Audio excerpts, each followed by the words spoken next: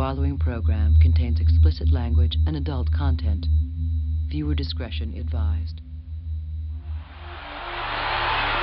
Look at the power already from Mike Tyson.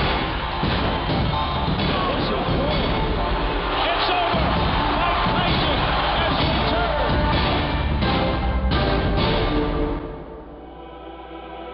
returned. This is what a nightmare looks like. Mike Tyson's nightmare. It was the richest fight in boxing history. Mike Tyson wasn't ready.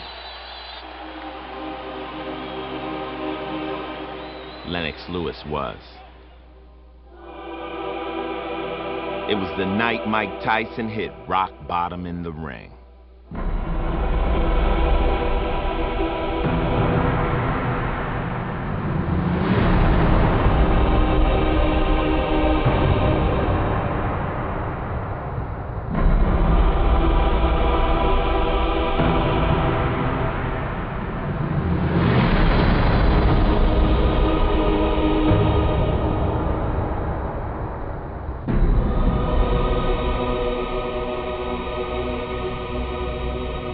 Where do you go from here, Mike? I don't know, man. I might just fade into Bolivian, you know what I mean? I don't have nowhere to go and nothing to do, you know what I mean? I just go fly my pigeons on the roof in New York.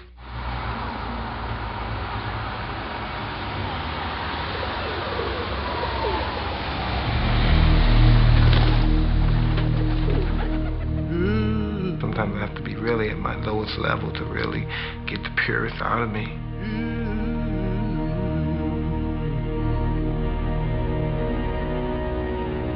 I'm just trying to get back into loving it again. I was just fighting for, I don't know what I was doing.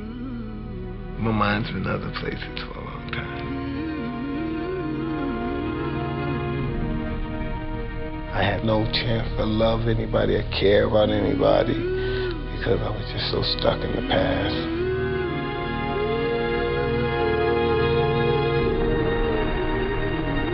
Past is a glorious moment. Isn't it? The past.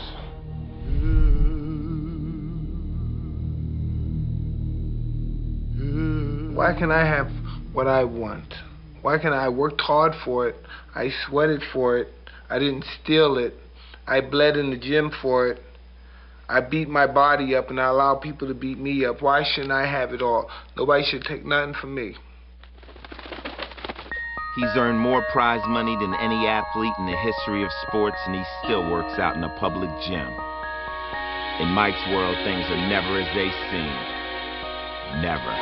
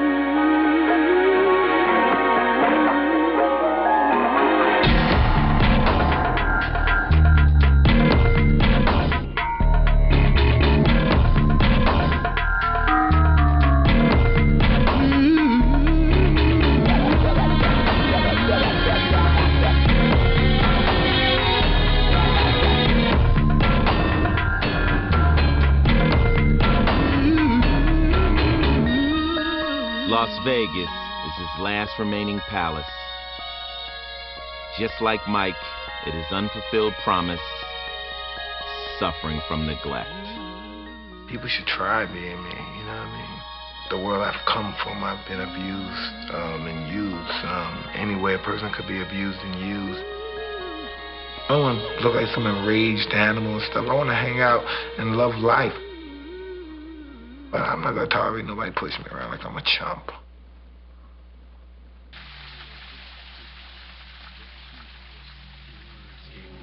After the Lennox Lewis fight, he was just, I don't know, totally different. He was more humble. He's just a regular person like everyone else, that he's not this animal, you know, that people think he is. He's just a beautiful person with a big heart, very giving. and sensitive and emotional. I know his past, and, you know, it's there. You can't just overlook it. I'm here to show him that there's people he can trust, because it's very hard for him to trust people. You know, he's been burnt a lot.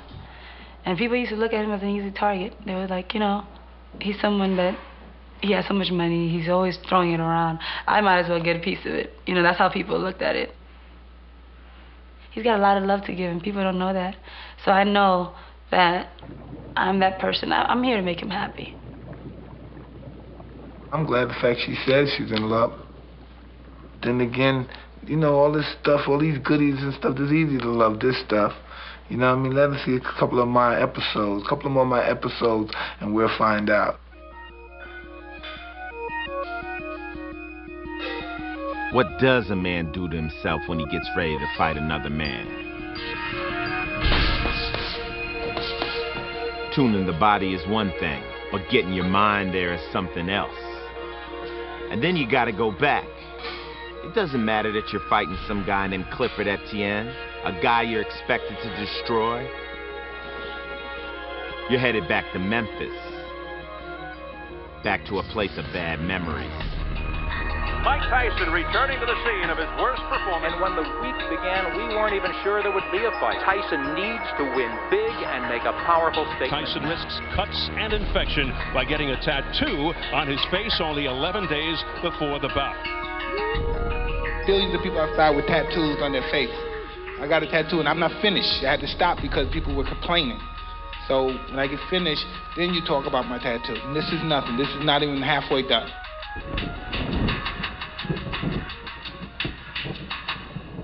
Did speak to Shelly Finkel, Mike Tyson's manager. He did tell me that Mike spent most of the day today in seclusion, very focused, much, much different than when he was here in June against Lennox Lewis. In fact, he said, I wished he'd have had this attitude and this focus going into that fight. So you want to talk to me? What do you want to do with me? Watch my eating techniques here. I gorge the chicken. I eat like a barracuda. Thank you very kindly. I have no etiquette skills whatsoever. I hate Mike Tyson, so I don't like Mike Tyson, so I mostly wish the worst for Mike Tyson. So I don't get caught up with Mike Tyson. That's probably why I don't like my friends and my fans. I'm a pretty decent individual, but sometimes I go to the deep end, sometimes I get on the dark side. I just think I come across too hard, too tough, so people think they see how up I am for all these years and nobody even considered helping. And even if I'm embarrassed to accept it, can't they, if I'm friendly, can't they please get somebody to help? Can't they get them, put me in a sane asylum or a mental ward or whatever place I need to be in, a hospital or just a psychiatrist? I'm just going to extremes what to do, but I don't know, but you know. Everybody, I don't see them for weeks, girls, I can't ever get their numbers. They call me always the day of the fight, the week before the fight. It kills me. I'm never going to these girls because if I don't them the day before the fight or something like that, I'm never going to see them again. So I just really, you know, maybe in my next life, I'll have a better life. And that's why I'm just looking forward to go to the other world. Because I really hate the way I live now, and I hate my life now.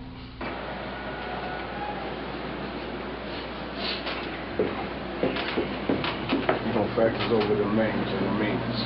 I'm working at another job. None of my friends have any respect for me. Love is respect, I think. I think love is respect. Now, most of these people love me. I got some money, and you know, of course, it's easy to love people that live like me. Got $10 million houses, mansions. It's so easy to love a person like that. They haven't seen me when I'm homicidal, suicidal, just totally off the rocket. The more my bank account grows, the more feelings I lose. The more intimacy I lose, the more respect I lose for women. I probably cheated on every woman I ever been with. Good luck. Good luck to you, Mike. Probably never respect them because I probably never respect myself. I never understood dignity.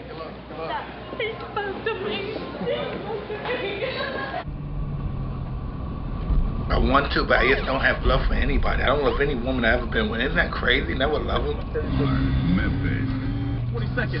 After the big fight, it's going on. It's the biggest after party, the biggest club. Denim and Diamond. And do you know what time it is? Danger! What time is it? Danger! Making his way to the ring, the most exciting fighter of his generation. Please welcome Iron Mike Tyson.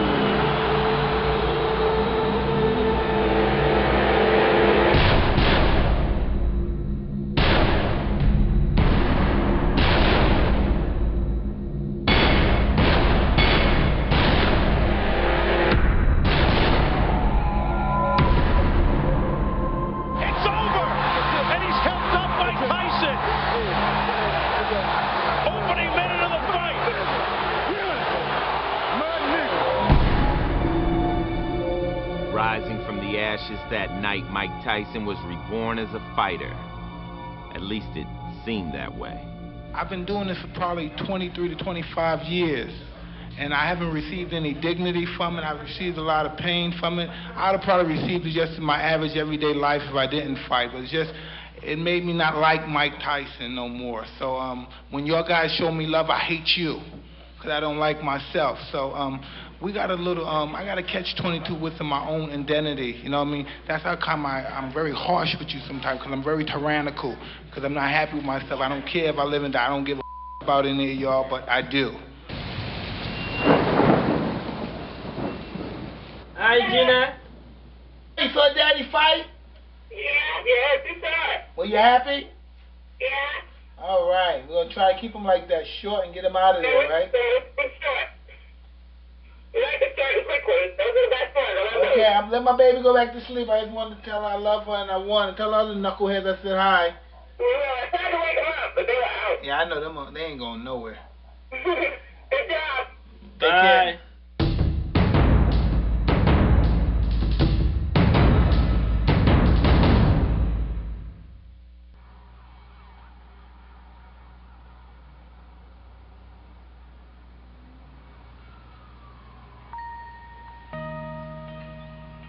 I really have nothing to lose in my life. I have nothing. I lost my soul as a human being. I lost my self-respect.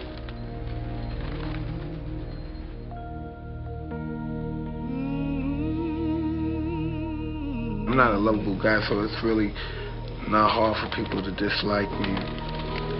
I'm just a decent person. I just want to love everybody, but first you have to love me too. A lot of times I just hate myself sometimes when I think about some of the things I've done to people and some of the ways I hurt people. Sometimes the journey home shows you where that hate and that hurt comes from. We were just poor black kids that no one cared about, so we didn't care about anyone either. I was just a monster as a kid. The beast survived, the toughest survived, the meanest. You have to be willing to do what no one else would do. Mean, ferocious, bloodthirsty. You just have to be the man. My sister and brother, they used to kick the out of me all the time. And I just didn't want to fight. My brother was always a genius. Everybody in the block loved him. And what did they say about you? I was a good piece of I was a piece of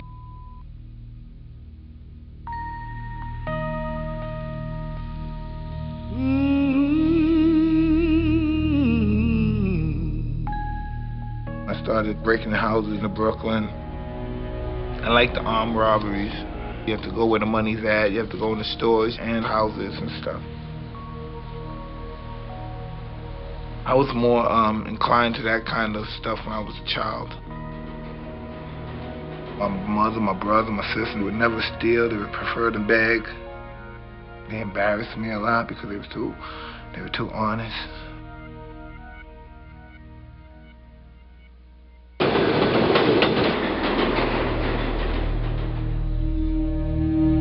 I got a lot of beatings, a lot of real horrific beatings. I was very afraid all the time.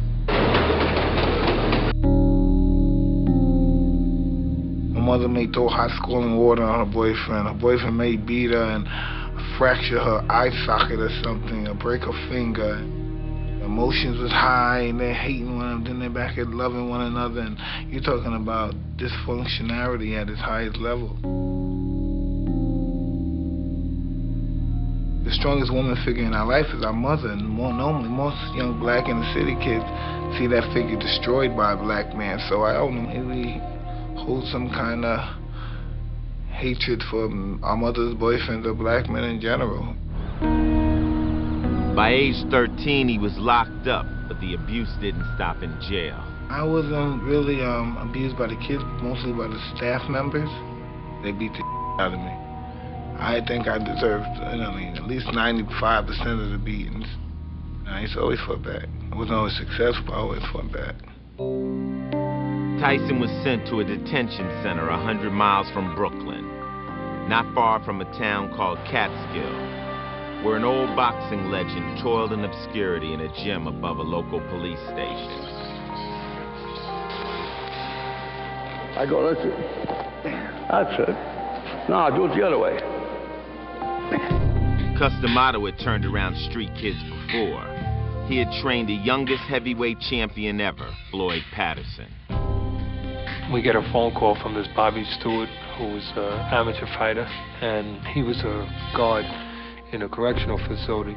He called Cuss one day and said, I got this young kid up here who never boxed or nothing, doesn't know anything, but he gets in trouble. I was wondering if you and Teddy would take a look. I met this white guy. He was strange, a little odd, and he started saying things like, wow, you could be the greatest fighter ever lived, and you're great. I'm thinking he's like some old pervert guy. I'm saying, okay, cool. I knew Cuss was thinking, wow, I got somebody to be young about again, to have some hope. But Cuss didn't want to wait. He was an older man who years earlier had fame, but didn't have it for a long time, had money, but didn't have it for a long time. And now he saw a chance to have it again, but he wasn't young, and he had to speed it up. When he came, naturally, I'd talk to him and treat him like everybody else. He had to go through the same thing of preparing about the mind and the body and so forth and so on. He has basically destroyed me of all my habits, and yes, reformed me. Remember, from the side, you can let that punch go with the worst kind of intention. He's my first exposure to a white guy who didn't judge me. With all the power you can generate. I was madly in love with Customato. I became, he broke me down and rebuilt me back up, and I became totally loyal to him. I became his slave. I was a young kid at the time. I just wanted to love him forever. I wanted to be my father.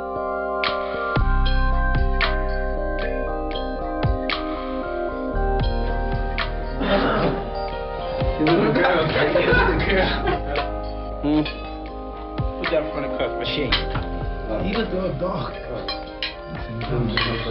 Meatloaf's good. It is good. She always makes very good meatloaf. I don't generally eat meatloaf. It's the second time these two men have fought. In their first fight, November 25th, 1938 at Madison Square Garden in New York. It's a good fight. Be a champ of the world someday. Just keep your mind where it's supposed to be. Each week I teach him something new. First week I teach him how to slip punch. Second week I teach him how to weave hooks. Each time he come back, you could see he learned real fast because he was interested. Straight over, it's nice and straight. Cuz had it in his mind to make sure he concentrated on the most evident thing, that he could punch and he was going to be a knockout artist.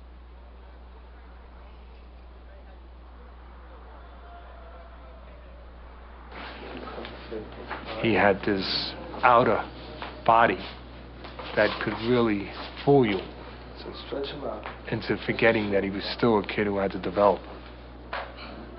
Developed as he was physically, he was lacking emotionally. Look, just relax, Michael, relax, just relax. Just relax. Relax. Feels like a lot, nothing. Yeah, but just relax.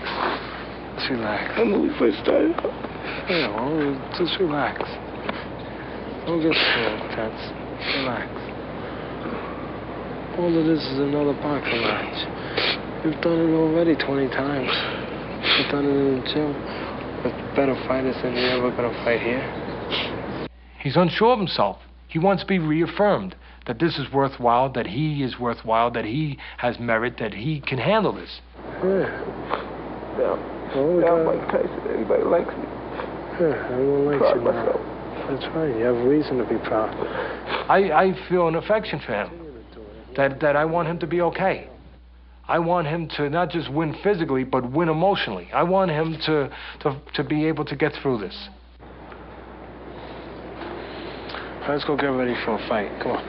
I was just 15. This is the first big time event. I'm emotionally afraid.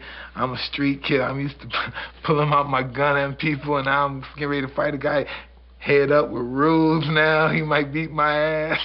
This white boy might beat the out of me because it's a possibility. You don't know your doesn't matter about you being big, strong, or not. You fighting a skinny white boy. This is a disciplined sport.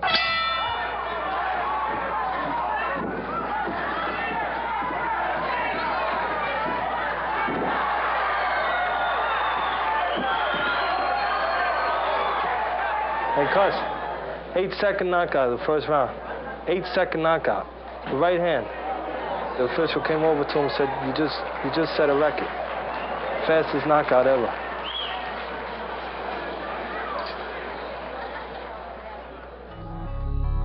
To the outside world, it seemed like boxing's version of a fairy tale. But again, in Mike's world, things are never as they seem.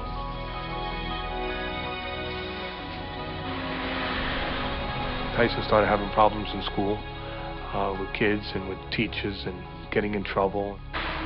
It was over 100 reports of girls in one way or another being not treated right, being abused. That stuff was kept quiet because Cuz had some meetings with people in the school and convinced them that Tyson was going to make the town famous. Eventually he was permanently expelled from school. Cuz told him that, hey, if they kick you out, don't worry about it, I'll get you a tutor. And the problem was he didn't get him a tutor, he didn't get his GED, because they didn't care about it. You know, I mean, he was knocking guys out.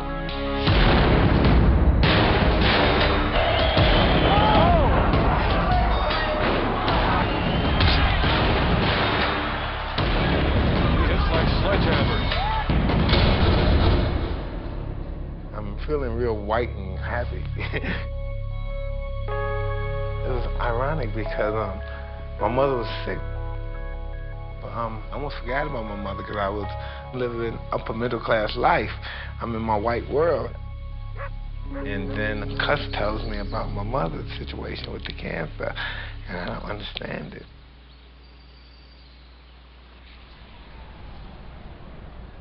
And so I go down, I go to the hospital, and I see my mother. I had no idea. I've seen movies. I've never saw anyone sick with cancer. So I expect to see, well, you know, I love you, but I'm a goner now, Johnny. I'm used to seeing movies. Actually, to go in there and witness my mother stricken with this illness was over. Wow, man. Oh, man, the sunken eyes, the skeleton-like head with the skin tightly around the cranium. It was, whoa, man, it was mind-boggling. So, and she was briefly naked. You could see her breast, and I didn't understand. I just didn't understand that the whole scenario there was. I covered up, I kissed her, I never returned, but I kept telling my sister, I'm going there every day. I've been going every day, but I was out getting high and drinking every night because that took me for, man, I smoked Angel. I really did, man, cocaine. Man, I must have been 15. I blew my mind. So one day, my sister came home, and I guess I was slept because I was hungover and everything. So I was sleeping. I was in my underwear, and I was walking. I guess to open the door for her, and as soon as I open the door, she punches me right in my face. Boom! And she said, "Why you didn't tell me Mommy was dead?" And I said, "Oh." And I didn't want to get killed right there, so I said, "I didn't want to hurt you. I couldn't tell you. I went there, but I never went." And I don't know. I couldn't even go down and witness the body, but My cousin Eric went with her. It was wild. I ain't never want to do that. That poet. I'm not into that. So, that was just, that was interesting. That was just interesting in my life. That was just a turning point. That was what happened. That poet, that I was gonna be famous and rich.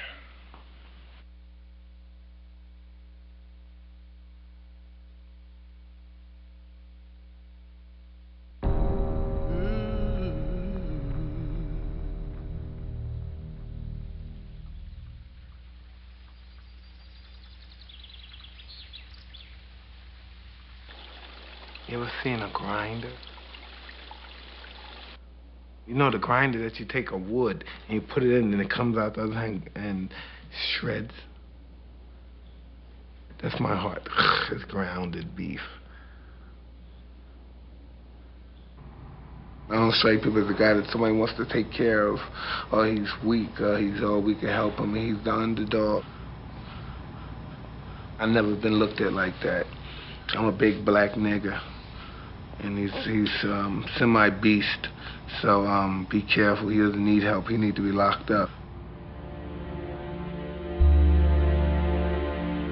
When my mother died, that's just really overwhelming. I didn't even care. I lived in this play world, and it was overwhelming me.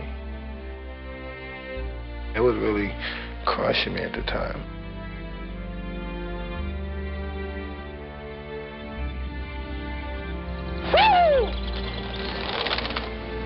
In the fall of 1982, Cus D'Amato became Tyson's legal guardian. Cus's companion, Camille Ewald, became his surrogate mother. Cus was saying, you're not in jail no more. You have a chance to make yourself something productive here. But in the same breath, it was still showing him you were still going to get away with things that someone else couldn't get away with. You were still going to break the rules because you could punch and because now you had the ability to be a world champion fighter. And Cus was playing a dangerous game, I thought.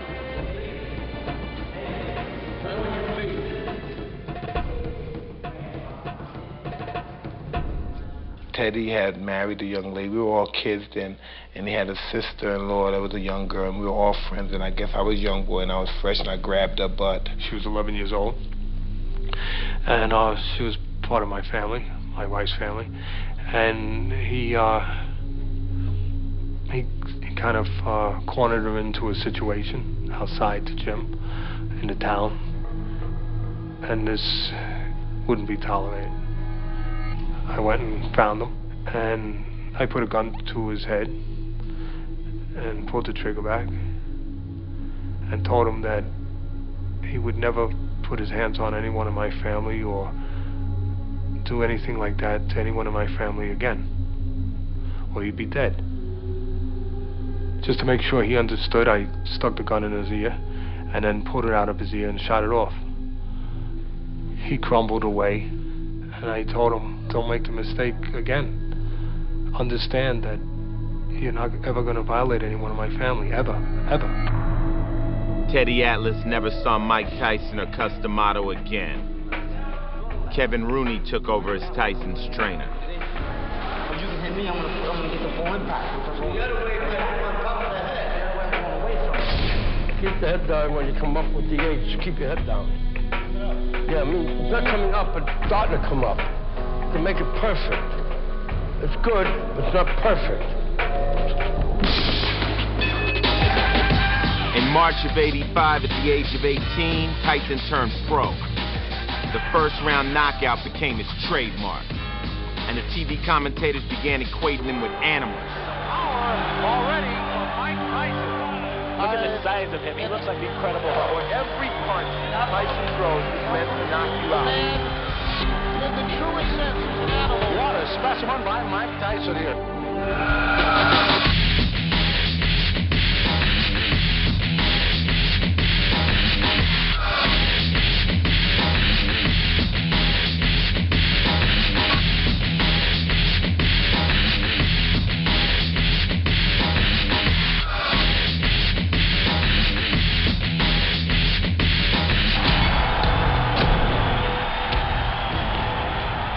He even posed like the old-time fighters he saw in the movies. I have a goal that me, Cuss, Jim Jacobs, and my trainer Kevin Rooney all planned, and God forbid, if anything happened to Cuss, we're all professionals, and we're going to continue. And the outcome is going to be the same. I often say to him, you know, I owe you a lot, and he doesn't know what I mean, but I'm going to tell him now what I mean. Because here, I probably wouldn't be alive today. The fact that he is here and doing what he's doing, and doing as well as he's doing, and improving as he has, gives me the motivation and interest to stay alive. And I will stay alive, and I will watch him become a success. Because I will not leave until that happens.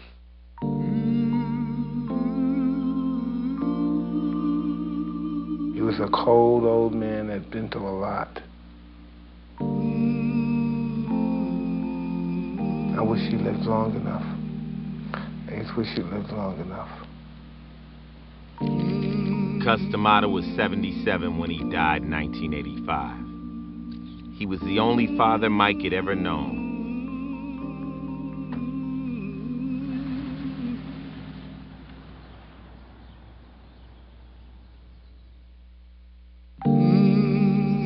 Now what do you do?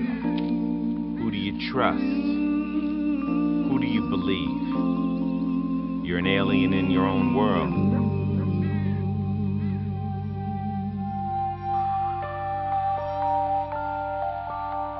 Enter Jim Jacobs, Cuss's confidant and financial backer. Jacobs had paid for Tyson's bills all along, but now he had to lend his emotions. Tyson embraced him as his protector.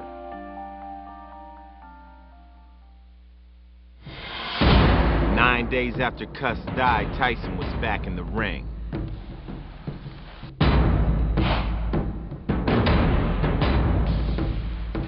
And the knockouts continued.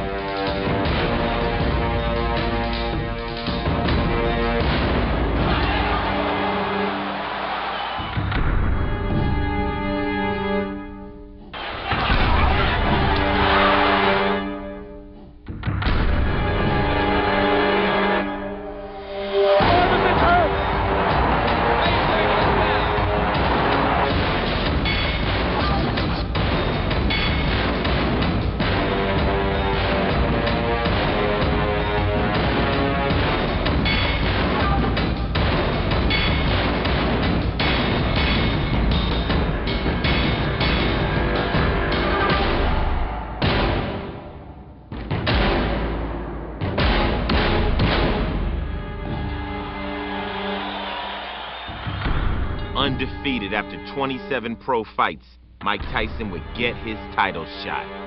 A day with destiny at the age of 20. I'm born to destroy. I'm born to be champion. No, I was just some big gorilla knocking everybody out. Didn't stand for anything. Didn't really care about anything. Just want to fight everybody, the good people, the bad people, everybody. Just hate you all. You know, it's just you. Fighting out of Catskill, New York, with 27 wins, no defeats, 25 KOs, he is the challenger, Mike Tyson.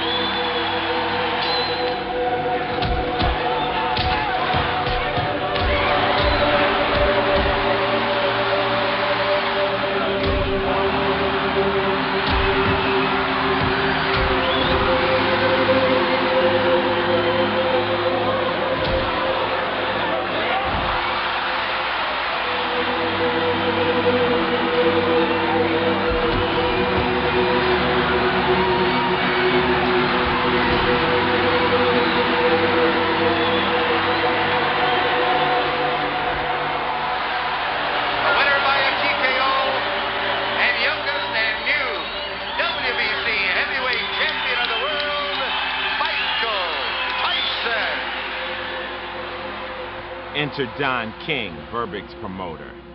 He stepped over the body of his beaten champ and began his courtship of Mike Tyson.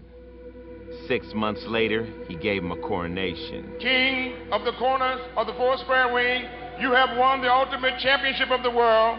You are hereby proclaimed throughout the world as the undisputed heavyweight champion. 1 man, 1 crown, 1 champion. Stand firm and hold fast. I don't have to talk, do I? Because I don't know what to say. Long live the king! Long live the king! Long live the king!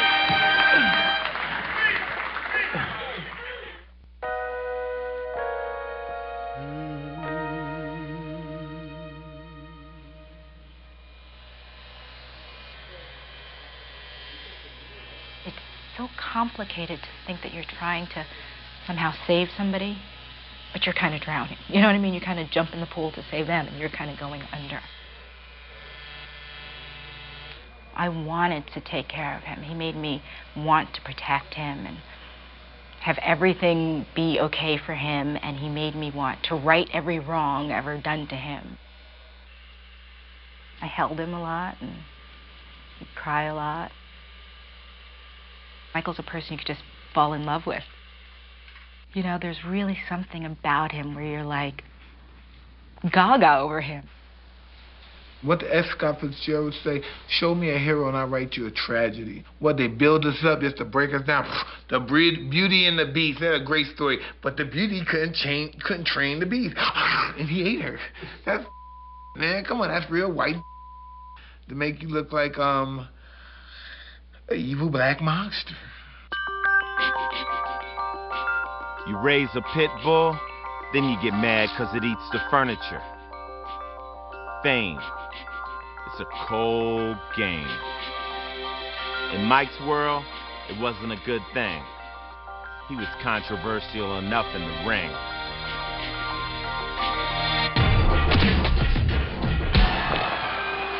I just wanted to hurt those guys and say nasty things and humiliate them. This is who I wanted to be. What broke him down? Was it just the constantly body punches? When I was hitting him with body punches, and I heard him, actually he was crying in there, making woman gestures like, oh. I can't mind it, but I knew that he was breaking down soon. There's not a man God ever created that could beat me. I used to love hearing those words. And you're saying that, this is great, you're being a little kid saying that, but and actually meaning it. Being 19, a little kid saying that to all the grown men. Come on, you want to try me? I'm the best fighter that God ever created or produced. Who want to stand to try a chance with me? But back then I said, come outside for real, a street fight. I was a maniac. I think there's a reason the world loves himself.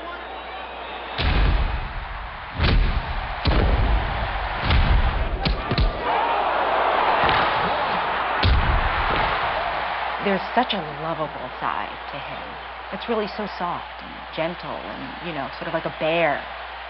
The winner, and still the undisputed, undefeated heavyweight champion of the world, Iron Mike Tyson.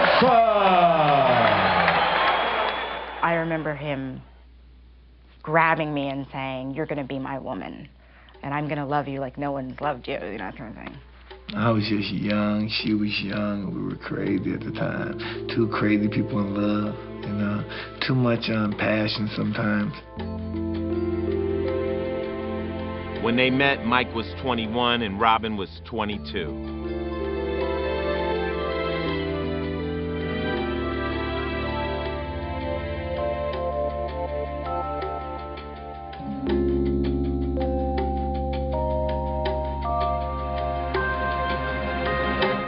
To watch Phil Donahue when I grew up on Phil Donahue, you know, and you watch those shows and you think of women that have been hit and you go, oh my God, that would never happen to me. What's wrong with this woman?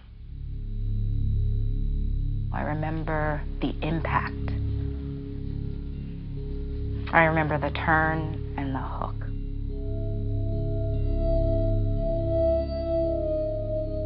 He hit me in the side of the head. And I went from one corner of the wall bounced off that corner of the wall to another corner, and then I was out.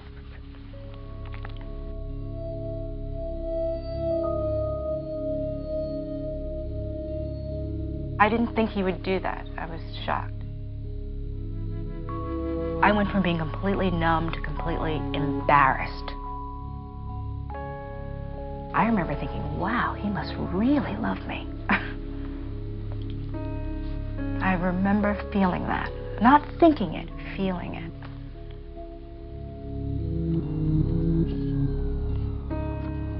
A few weeks after that episode, Mike and Robin were married. Their life became an open book. Fantastic! Their honeymoon played out before the world press in Tokyo, where Mike and Robin were treated like royalty.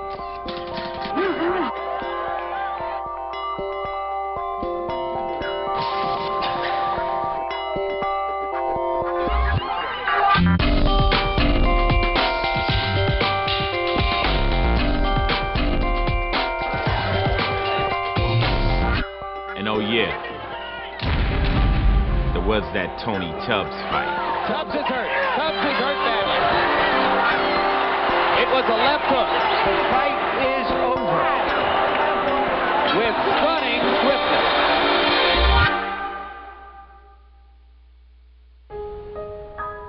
2 days later, Tyson rushed to a New York hospital where his mentor, Jim Jacobs, lied dying. He didn't make it in time. Tyson never got to say goodbye.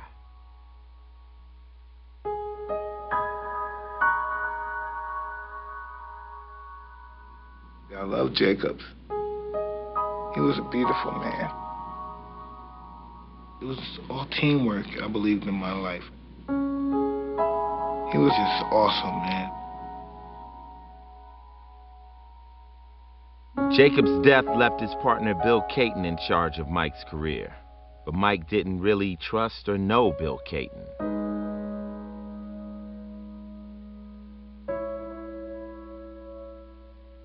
At Jacobs' funeral, in rode Don King, sensing the first real crack in the Catskill connection. Jim was the protector in that world. And a lot of people knew that Michael didn't have a relationship with Bill, so he was pretty much up for grabs. It was like open season. Who's going to get him? Jim, you know, why didn't you let us know? Like, why didn't you prepare us, you know?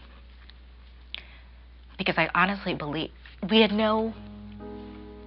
weren't prepared for Jim's death. And he hadn't prepared us for what was going to happen.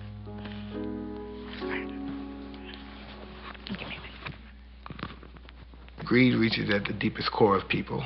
It reaches deep at them, and they're fighting for me and stuff and all that crap. And then that made it easy for Don King to sneak in, and he used, and he got me good. He was pretty good. He's a very interesting individual.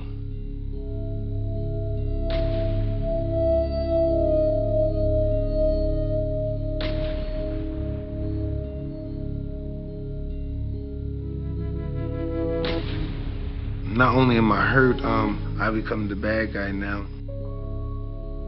I'm just young and I'm emotional, and people are putting cameras in my face, looking at me like this is a big, strong guy, the strongest guy in the world going berserk. I'm just a baby, 20, 21 years old. I think he was feeling probably unbelievable amounts of pressure. And I think being in love makes you feel vulnerable. We were both feeling vulnerable, I think, you know, because we were so dependent in many respects. And I think we just couldn't handle the pressure that we were getting. One time it had gotten pretty bad, and he swung a phone at me that I knew was gonna hit my face, and really, I think I felt the pain before, you know, but just choking me vomiting, and him kicking me, things like that. But he felt bad. I mean, he felt really bad afterwards. You know, he'd cry like a baby. Like a baby, just cry. I would hold him. I'd hold ice on my face and hold him, you know, and tell him I would console him. And you would think this is a grown man that has all of his emotional capabilities in them and together and intact, and it's just not true. It was some kind of love. I mean, the kind you doesn't go away. That kind.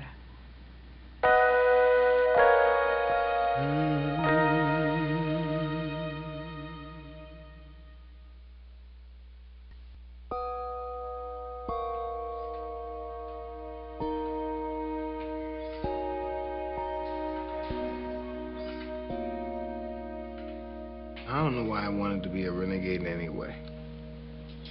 I was just living my life, being Mike Tyson, doing what I want to do, just being rebellious. I just wanted the taste of that world, you know what I mean? I wanted that forbidden fruit that everyone else had. But those ordeals, and you say, whoa. Sometimes it's so ironic. Sometimes I think about things that when I was 20 or 21 and I used to get so nervous. I thought, oh God, what was on my mind? What was I thinking when I was doing that? I want to accomplish greatness. I want to, you know, that's what me and Cuss planned to do when we first started. You know, I want to get some closure with myself and get some kind of greatness.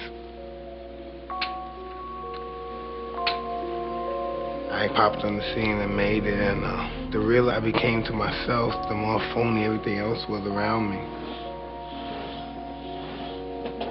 You know, I'm a great manipulator. You have to understand, in order to be the greatest fighter in the world, you have to be the greatest liar in the world.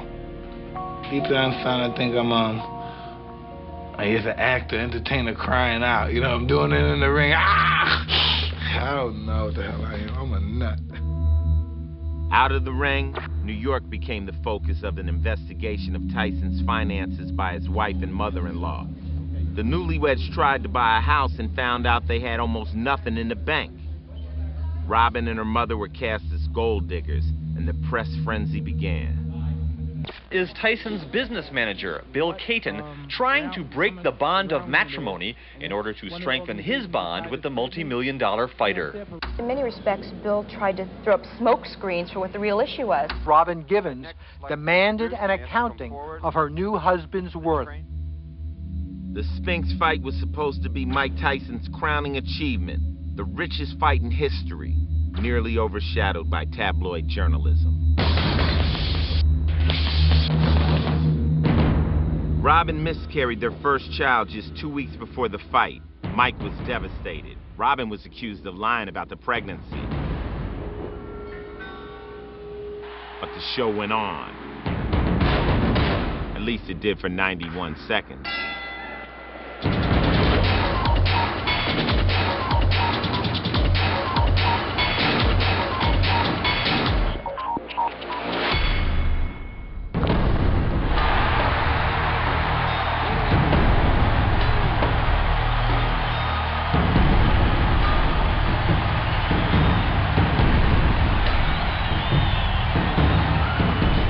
How ironic that in the afterglow of his greatest victory, Tyson focused less on the fight and more on the press. I wasn't really appreciative of what you guys, quote, the reporters did to me.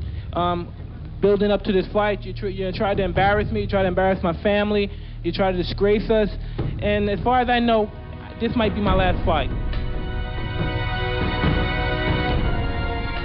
Mike would say goodbye to the Catskill connection. Goodbye to the gym where he was born as a fighter. Goodbye to the men who had shaped and molded him. Goodbye to Kevin Rooney, his trainer. He had climbed the mountains and fulfilled Cuss's dream. But the man wasn't satisfied with what he had found. Sometimes the game pisses you off and you don't want to play.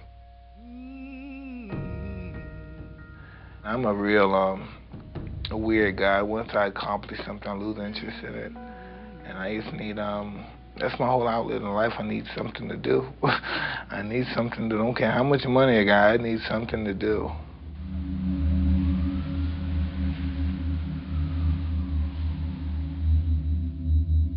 It just started getting dangerous. So when I say I'm happy that everybody's alive in my family, like, it got dangerous. basically, like the doctor said, if he wasn't going to take his medicine, then you're the one that should be coming to see me. So now they're going to basically say I'm crazy and mentally disturbed. I saw a bunch of psychiatrists. It made me more up than I was when I first went in there.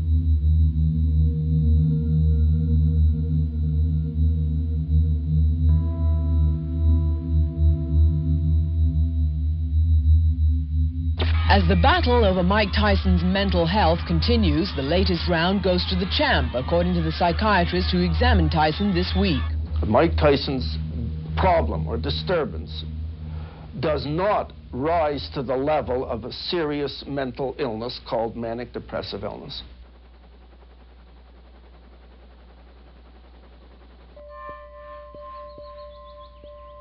He loves women.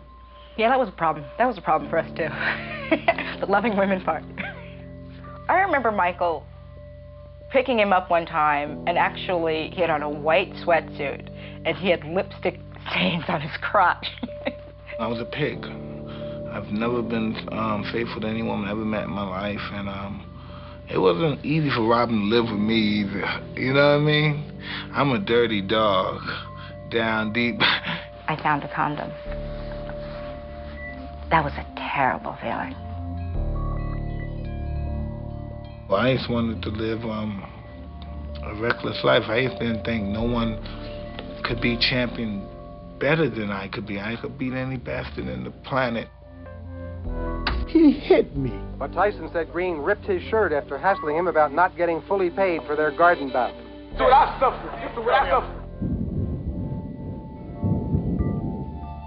Tyson's car skidded off a wet road and slammed into a tree, knocking the fighter unconscious. He was taken to a local hospital and then transferred to one in New York City. You okay? All the while, his wife tried to keep the media away. Give us a break! Give us a break! Give us a break! Give us a break! Good. I mean, he ran the car into the tree. I mean, it wasn't an accident. But do I think he wanted to kill himself? No. But he did run the car into the tree. Tyson left the hospital Wednesday, apparently after seeing a psychiatrist. Then he got on an airplane and flew off to Moscow, where his wife will be taping some TV shows. In Russia, I would say, I thought somebody was going to die. Me or him.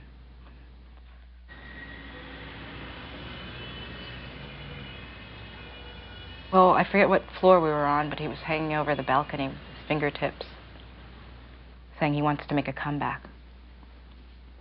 I said, you can't come back. You're number one, you know. I don't know how I got him in the room. But I think he passed out. I think he'd been drinking and he passed out. And we flew back. And then the next day I did Barbara Walters. Michael is a manic depressive. He is. I mean, that's just a fact. It's been worse than anything I could possibly imagine. It's been pure hell. I've become afraid. He gets out of... I was overwhelmed. I was just trying to keep my cool. You know, I always thought it was just, why would they do that to someone like that? Why would they do it to any human being? I definitely regretted it. I mean, if I could take it back, I definitely would. Like I said, I think I thought I was doing a brave thing, and it was just very poor judgment on my part. Police were called to Tyson's Bernardsville mansion by Robin Givens, who said that Tyson had gone on a rampage. We were in the washroom area, sort of hiding, and he calmed down, and he said, Robin, come here. And I didn't go.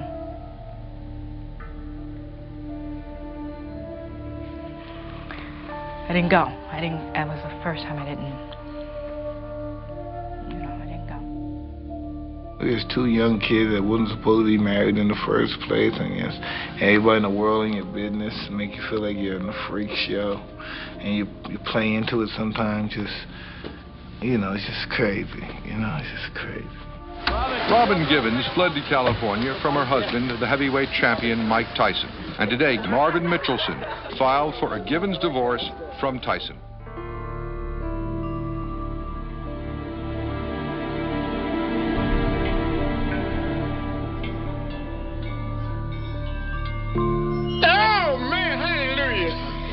free at last, free at last. Thank God Almighty, he's free at last. 2 days after Robin left Mike, he was baptized in Don King's church by Don King's minister, under Don King's rules. He told me all those white were no good, they ain't. They out to kill us all. They're gonna put us in the Holocaust and fry us like they do the Jews. We gotta fight these. Oh, he told me some good. Oh, I love that. Oh, yeah, we gotta get them. They're gonna fry us. And I started believing that they hate us, you know, and I played into that stuff.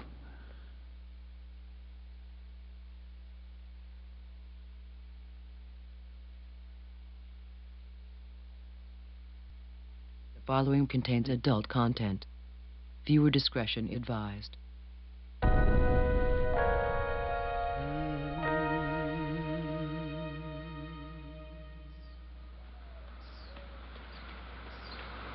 Yeah, guys, come on, guys, take out. Let me play a little bit so you can get me in there if I can go, all right? Yeah, money. When I was going through my divorce, I was just in a state of hysterica. It was just awful. It was just awful. And I got manipulated into a situation, and I don't know, I was just very much unhappy from then on. And when I'm pretty much unhappy, I'm just very self-destructive. Mike knew he was headed for a fall, but the rest of the world had no idea. Tyson versus Buster Douglas looked like a joke on paper. The line was 42-1. With matching coats, Mike and Don King arrived with all the smugness everyone expected. He'd get millions for knocking out another chump.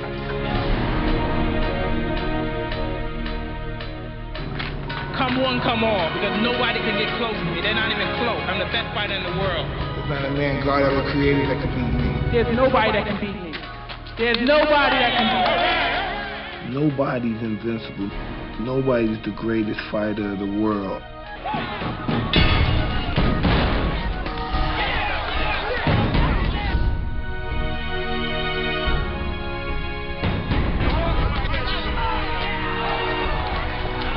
Hey, Mike Tyson is hurt. He got a little overconfident. Tyson is holding on. There's a right hand uppercut, and down goes Douglas. As suddenly as that. Tyson needed something like that desperately. Douglas comes back with a left and a right. Tyson is wobbling. Tyson needs the ropes. Without the ropes, Mike would have gone down.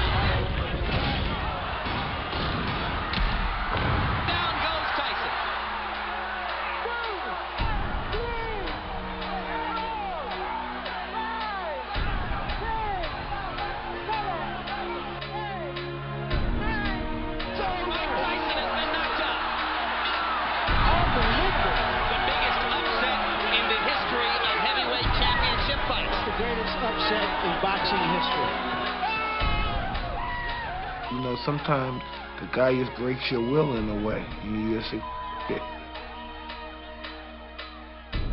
Buster killed me. Yeah, Buster killed me, kicked my butt. I don't know, I didn't train for that fight. I didn't really take that fight serious. I was those Japanese girls like it was eating grapes. You thought I was Caesar, you thought I was Caligula when I was out there in Japan, you know? They say these things are blessing in disguise. You know what I mean? I just believe it was just a temporary setback, you know what I mean? I'm good. I'm still the best fighter in the world.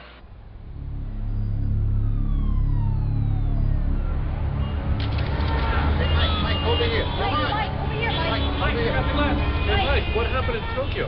Well, it's a bad situation at the time, but I'll be okay. Buster Douglas fought a great fight, and I'll be champion again within 6 months. Mike Tyson wouldn't be champion again for 6 years. No fighter would stop him. His lust for women would. I said, try that again, and I'll smack the blank out of you. It's like, whoa, we have a live one here. He has to be taught a lesson that he can't treat women any way he wants to. He just came at me. The next thing I know, I'm on the ground.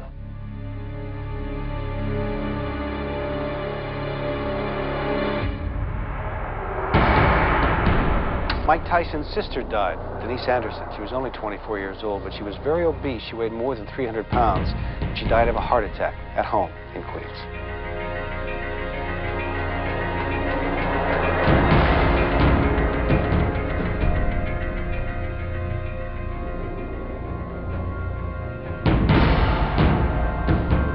Mike Tyson is back.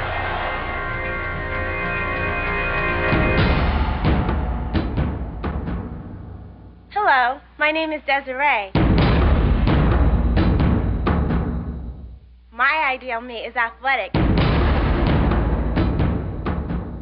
Hi, I'm Mike Tyson, and be sure to watch the Miss Black America pageant on this channel. And we will have fun with these pretty black girls. God!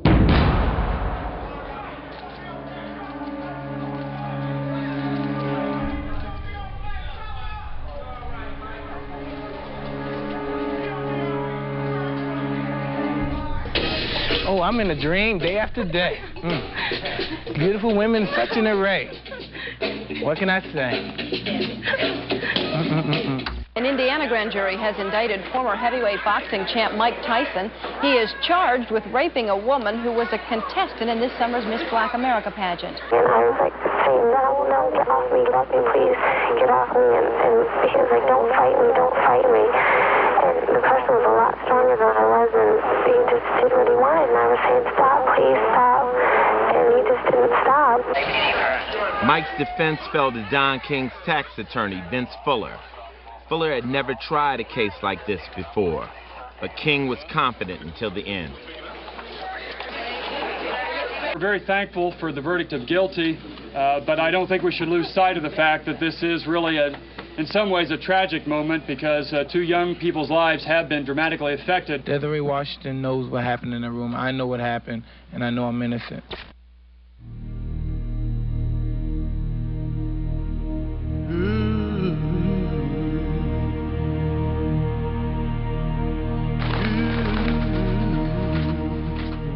I never learned to play the game. I just was angry at myself and angry at everybody. The judicial system hates me. It just hates me. For what reason? I don't know. What the did I do? Why would you give me 3 years? If the sentence was 63 and you gave me 3, you knew in your heart I didn't rape anybody. You know what I mean?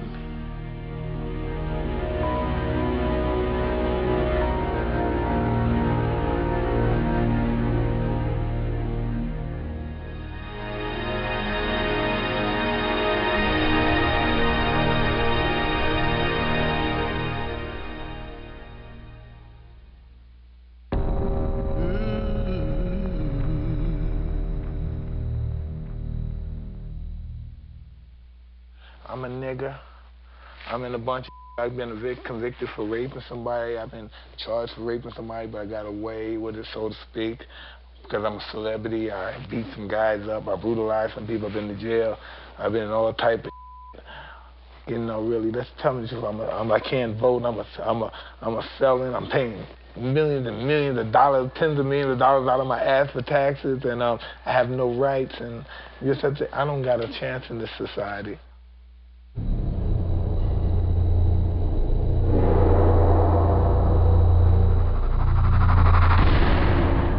When I went to prison, it's changed my whole outlook in life. It really, me up. My attitude became really ugly and nasty. It made pretty much of an animal out of me. I'm in here for something I didn't do, and I'm innocent. It's every day I'm walking a thin line through hell. People come out of prison, they come out in worse condition than they was when they first entered. Jail don't rehabilitate anybody. The only thing you're doing there is multiply hate and hate and hate. Hate, you fall in love with hate in prison.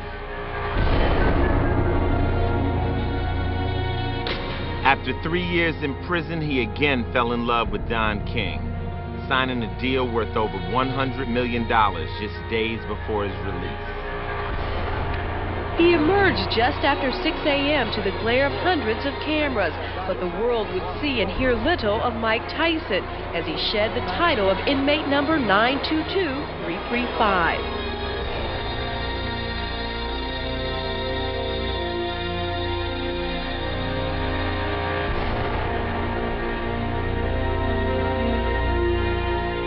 I was just so scared.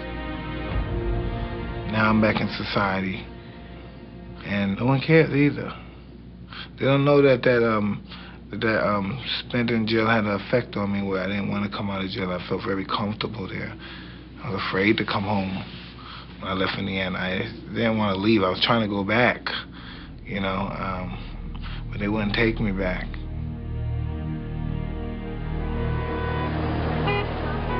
I'm scarred forever because of this. After years of financial abuse by King and his company, Mike still stayed on the same road. King's chartered jet was there to take Mike to his new home with Don in Ohio. In prison, Mike had converted to Islam, but his religion remained Don King. It was crazy. It was just crazy. Everything was just too fast. It wasn't real to me. You know what I mean? I was just in a real horrible place, and I just came out, and everybody just made like I was, oh, we love you, Mike. They had no ideas some of the bad habits that I've picked up, and they loved me. Oh, God.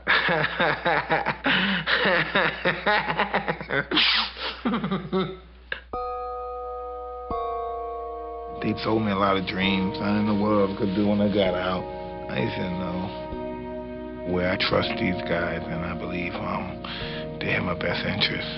But I didn't understand what's going on, man. Really, I didn't. Afternoon. In the last 3 years, I had the chance to reflect on my life and develop my mind, and I will continue my journey to making myself a better person. I came out with more vengeance than anything. I used to more evil and vengeance, you know. There's been a lot of speculation about my plans, and here they are. I will fight again. I signed contracts with these people for large sums of money. They didn't want to hear nothing. They didn't want to hear you need some time to get your mind together and your life together. You need this money. You have to pay back this money. There's no question that when Mike was in prison, he was effectively bankrupt. Mike's future was well planned out by Don King prior to him getting out of prison. He gave trust to him in many, many, many areas, and Don managed to ensure that Mike had no lawyers, no financial advisors, and no accountants. I was walking him through some of the legal documents, just one of which managed to take $43.5 million out of Mike's pocket and put it into Don's pocket. Cus once told me, I never forgot that. He said, hey, there's animals disguised as human beings out here. You're not sophisticated enough to decipher the two. In April of '95, Tyson moved his base of operations to Las Vegas.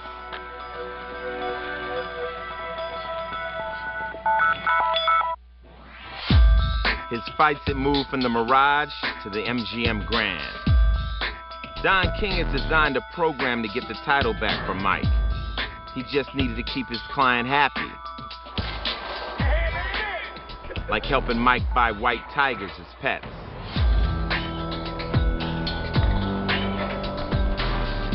His house was next to Wayne Newton. By early '96, Monica Turner, his girlfriend from prison days, would have their first child. There were often times where I felt that there were outside people who kind of manipulated what should have been a personal relationship for their own interests. And a lot of the times what was best for Mike or best for his family got lost. The one, the only, the legendary Mike Tyson! The MGM Grand deal was unique in boxing history. It was a 10-fight guarantee which could pay Tyson upwards of $150 million if all went right. It started out okay.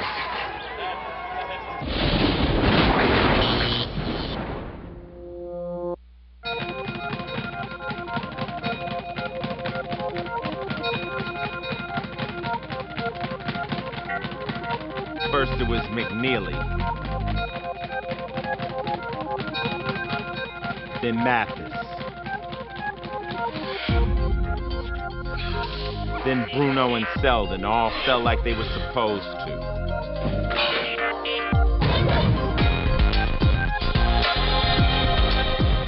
But Evander Holyfield didn't follow the script.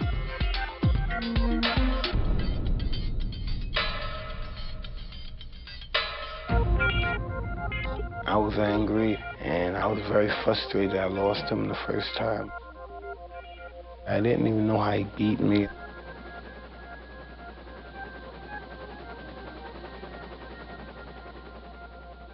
The second fight, I realized he was headbutting me, and I realized that's how I felt the first time, the dizziness. So I started feeling the same blackout type of feeling. I was angry, and I reached out in very stupid rage.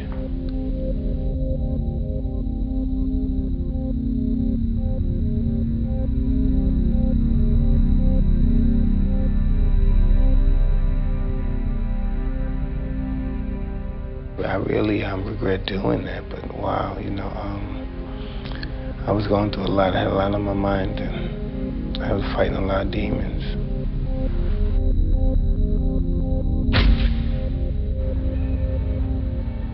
Saturday night was the worst night of my professional career as a boxer. Mike Tyson is temporarily suspended. I move that Michael Gerard Tyson's boxing license be revoked and pay administrative fine in the amount of $3 million.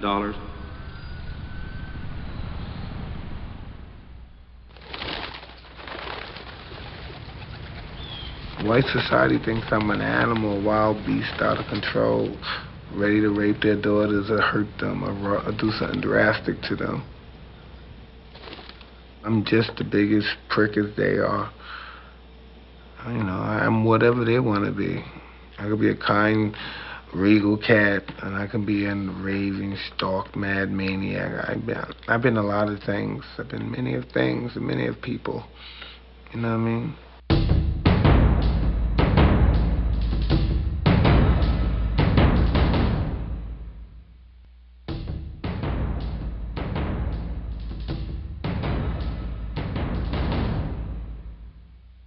You love me, Mike? I love you. All right.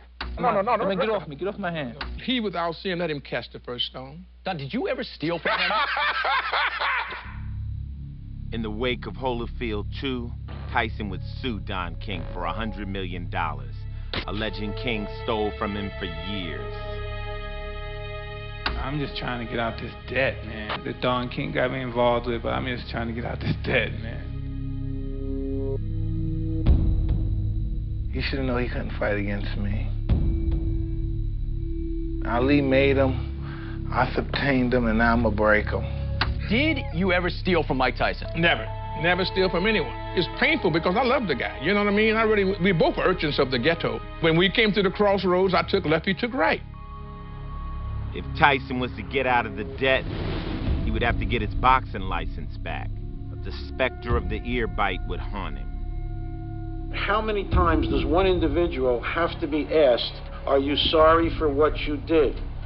This, you know what I mean, man. Come on, Mike, just, you relax. I gotta be on my you know, Mike, you relax. Relax. Ruined my life. Internally. Ruined my life. And, do you think I want to do it again? Stand tall, stand proud. Boxer Mike Tyson pleaded no contest Tuesday to misdemeanor assault. He was accused of kicking and punching two motorists after a traffic accident last August. Mike's never been a threat to the community. Mike's a very sweet, very sensitive, very giving person. You guys have all been told lies by people profiting at Mike's expense. Boxer Mike Tyson could be back in the ring before the year is out. On Monday, in a 4-1 split decision, the Nevada Athletic Commission gave Tyson his license back. an emotional Mike Tyson winning another round in his beleaguered boxing career. I was up, man. You have to admit, man. God, man. You just have no idea. You guys have no idea. Fighting Mr. Holyfield's ear off and all that stuff. You know what I mean? You don't care about that? No, Holyfield. His anger and his debt grew. Now the IRS wanted $13 million. Don King's sweet talk had left him totally unprotected. Man, you don't understand what these niggas did. They make my wife, like I left my, they had my wife think I'm a punk ass. They made me look like a bitch ass nigga, humiliated me. So really I left because I wasn't even a man in my household no more. That's really the real reason I left. They make me want to kill them, you know? But line them up about St. Valentine's Day action. Mike Tyson now entered uncharted territory. While he hired Shelley Finkel as an advisor, he was spinning out of control between depression, anger, and rage. How about the 19 months off? What about it? What about it? Does it pose any problem to you? We'll see. I doubt it seriously. You take into the ring a lot of rage. You know, who cares? We're in a fight anyway. What does it matter? Well, for example, rage against Evander Holyfield worked against you. Well, it. It's a fight, so whatever happens, happens. Mike, why do you have to talk like that? Well, I'm talking to you the way I want to talk to you. You have a problem, turn off your station. You know what? I think we'll end the discussion right now. Then we could. You got it. Have a nice fight, Mike. Fuck off.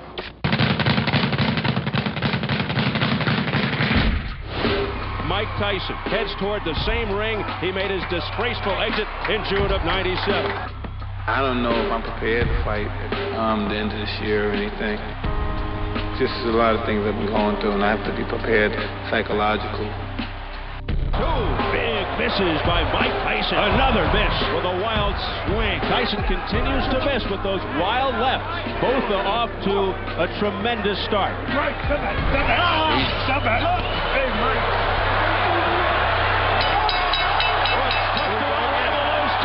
They continue to hit after the bell. Here we go again. Here come the corners. Here comes security.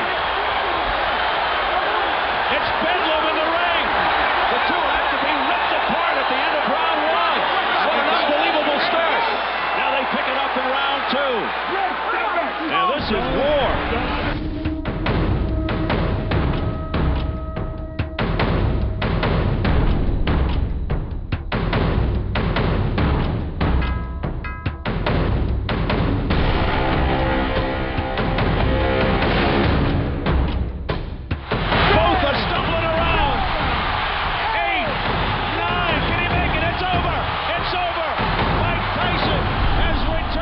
I'm not afraid to die. I'm not afraid to waste my life, because when I die, I'm going to paradise.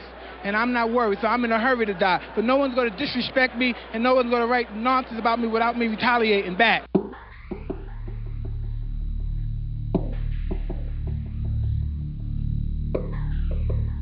Retaliation. Assaulting two guys at a traffic accident would put him back behind bars in the spring of '99. Things go really good for a while, and then they go the opposite way, kind of like a roller coaster. But there's just a lot of outside forces that you don't see unless you're in it that happen every day.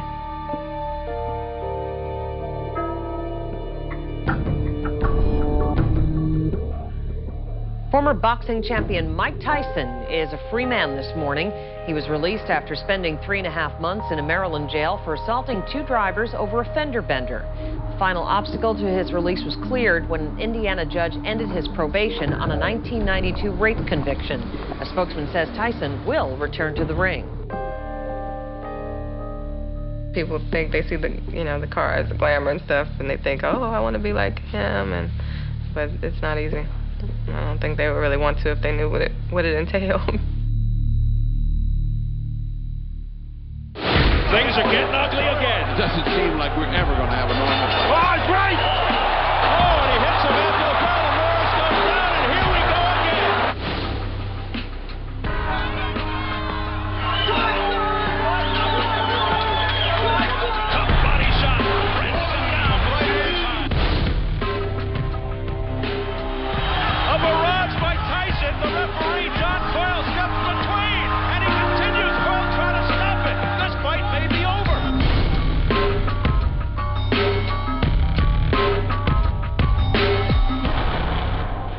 brutal and vicious and most ruthless champion there's ever been. There's no one can stop me. Lynx is a conqueror. No, I'm Alexander. He's no Alexander. I'm the best ever. There's never been anybody as ruthless. I'm Sonny Liston. I'm Jack Dempsey. There's no one like me. I'm from Nairclaw. There's no one that can match me. My style is impetuous. My defense is impregnable. And I'm just ferocious. I want your heart. I want to eat his children. Praise be to Allah. All right, Steve, you guys could decipher that.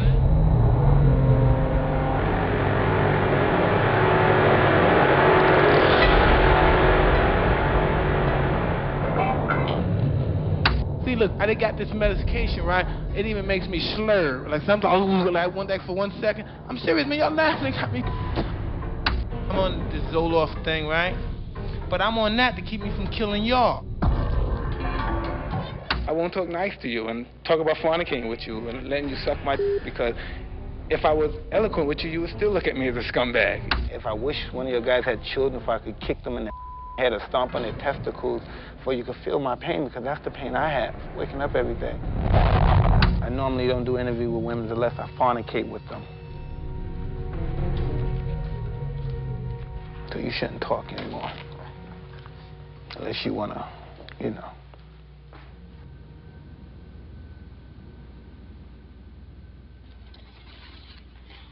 There were days and nights that, you're not sure what's going to happen today or tomorrow. I loved him through a lot of ups and a lot of downs, but I couldn't take the hurt anymore. We got along great, other than the whole issue of, other women. So I made the decision to file for the divorce because I just got to a point where I couldn't do it anymore.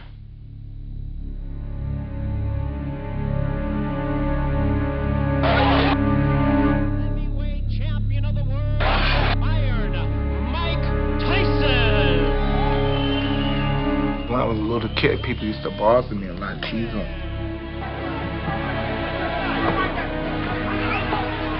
As I got older, I started fighting people back.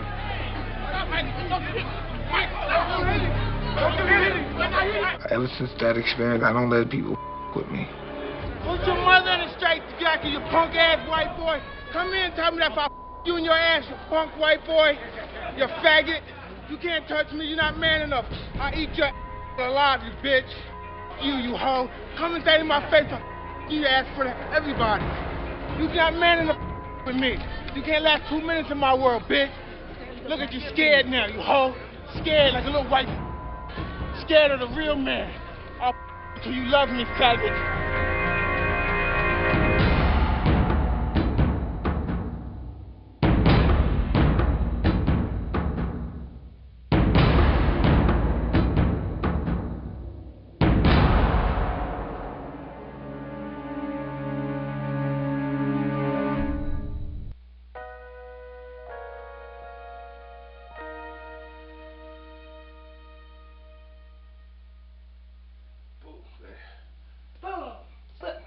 This one right here. You know, nobody really feels for me no more in this world. I guess it's wrote me off pretty much. I'm thinking more about what I'm going to do after boxing. I'm going to work. I'm going to take care of my kids besides the trust funds and all that. You know what I mean? That's what I think about. I'm going to take care of their kids, my grandkids now. I'm a real angry and bitter man, Mr. Mike. I'm real angry and bitter at some people. Really.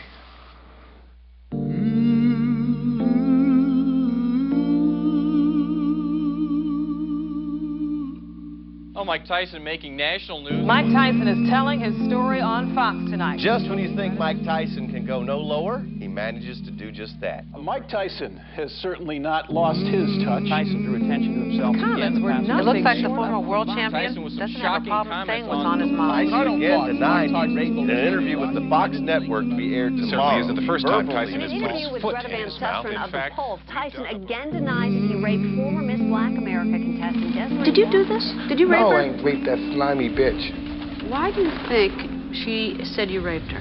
Because she's really a bad person. I used to hate her guts.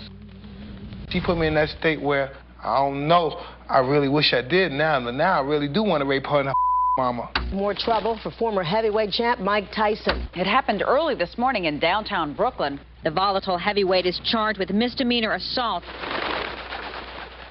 I'm a nigga. I'm a big, strong nigga that knocks out people and rapes people and rips off people. You know what I mean? Bully people. You. I'm gonna live my life. I understand this society that I live in hates me. I'm gonna suck. I'm gonna spin it. I'm gonna live until they kill me.